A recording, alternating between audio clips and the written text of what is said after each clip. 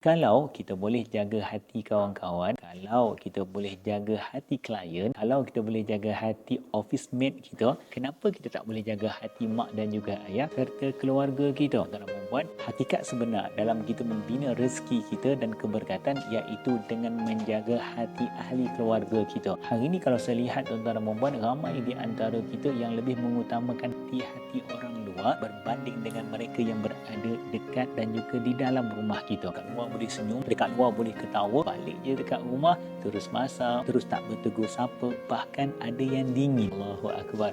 Mana keberkatan hidup kita? Sebab itu hari ini mungkin income kita beribu tetapi kita tidak mempunyai ketenangan. Jom sama-sama kita jaga kedua-dua bahagian ini. Dekat rumah pun kita bahagia, kita gembirakan mereka. Di luar pun kita terus berakhlak dengan muamalat yang terbaik. InsyaAllah keberkatan akan sangat luar biasa sampai kepada kita. Moga Allah mudahkan segala urusan. Alhamdulillah. Jom berterima kasih kepada Allah.